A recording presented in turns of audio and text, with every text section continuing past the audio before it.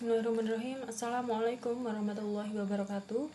Kembali lagi ke pembelajaran bahasa Indonesia kelas 9 bersama Ustazah Eni. Pada pertemuan sebelumnya kita telah mempelajari tentang pengertian, ciri-ciri, dan struktur cerpen. Nah, pada pembelajaran kali ini kita akan mempelajari tentang unsur kebahasaan cerpen. Unsur kebahasaan cerpen itu ada dua. Yang pertama pergeseran makna, yang kedua, kalimat majemuk.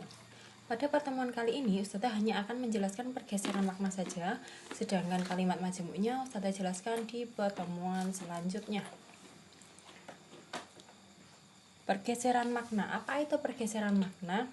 Pergeseran makna yaitu perubahan makna pada suatu kata menjadi suatu makna yang baru. Nah, pergeseran makna ini dibagi menjadi 6. Yang pertama, meluas. Yang kedua, menyempit. Ketiga, membaik. Keempat, memburuk. Kelima, persamaan sifat.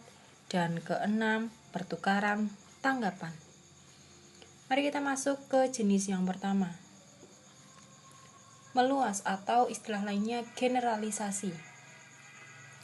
Makna meluas atau generalisasi yaitu proses pergeseran makna yang mengakibatkan makna yang baru menjadi lebih luas jika dibandingkan dengan makna sebelumnya. Contohnya, kata ibu. Ibu itu makna dahulunya sebutan orang tua wanita. Sedangkan makna sekarang itu sebutan wanita yang lebih tua. Jadi kalau dahulu ibu itu hanya orang tua saja. Jadi yang bukan orang tua tidak disebut ibu. Tapi untuk saat ini, siapapun itu ketika itu wanita dan lebih tua, maka kita panggil ibu. Tidak peduli apakah itu ibu kita ataupun bukan. Jadi maknanya lebih luas daripada makna yang dahulu. Jenis yang kedua, menyempit atau istilah lainnya spesialisasi.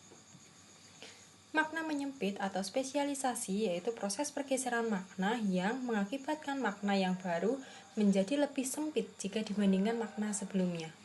Ini kebalikannya dari yang tadi ya.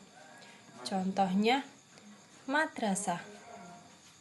Makna dahulunya madrasah itu sekolah. Jadi luas, entah itu sekolah negeri, sekolah swasta, sekolah Islam, sekolah bukan Islam, itu namanya madrasah.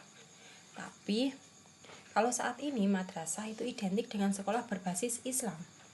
Jadi kalau sekarang madrasah itu beda dengan SD. Padahal dahulu itu madrasah mencakup SD, MI, dan yang lain-lain. Jadi maknanya sekarang lebih sempit. Membaik atau ameliorasi. Makna membaik atau ameliorasi yaitu proses pergeseran makna yang menyebabkan makna baru lebih baik dibandingkan makna yang lama. Jadi contohnya buta. Sekarang ada tunanetra. Jadi kata awal itu ada kata buta, tapi buta itu dianggap kasar sehingga muncullah kata yang baru dengan makna yang sama tetapi lebih halus, yaitu tunanetra. Contoh yang kedua, beranak. Ameliorasinya melahirkan. Jadi dulu adanya kata beranak, lalu muncul kata lagi, kata melahirkan. Meskipun kedua kata ini memiliki arti yang sama, tapi tingkat kehalusan katanya berbeda. Memburuk atau peorasi. Makna memburuk atau peorasi yaitu proses pergeseran makna yang menyebabkan makna baru lebih buruk dibandingkan makna lama. Ini kebalikan dari ameliorasi. Contohnya kata pergi dan kata kabur. Kata pergi itu memiliki makna yang lebih halus daripada kabur, meskipun dua kata ini memiliki makna yang sama. Hamil dan bunting. Dua kata ini memiliki arti yang sama, tapi hamil itu lebih halus dibandingkan bunting. Jadi bunting ini merupakan bentuk yang lebih kasar, makanya dia disebut sebagai peorasi. Persamaan sifat atau asosiasi.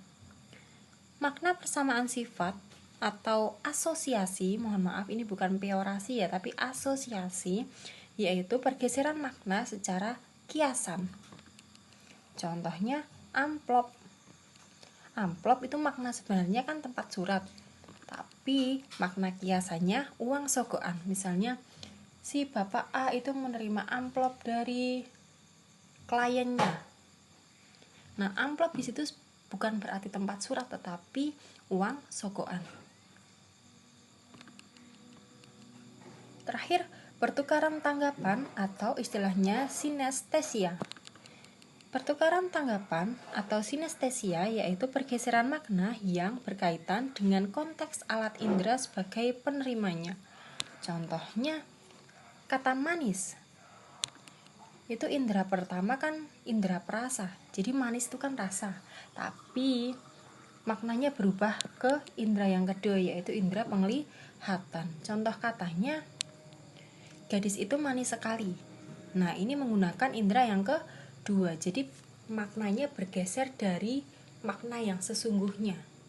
Dari manis yang dari indera perasa berubah menjadi manis yang dari penglihatan. Contohnya, gadis itu manis sekali. Manis di sini bukan berarti rasa manis ya.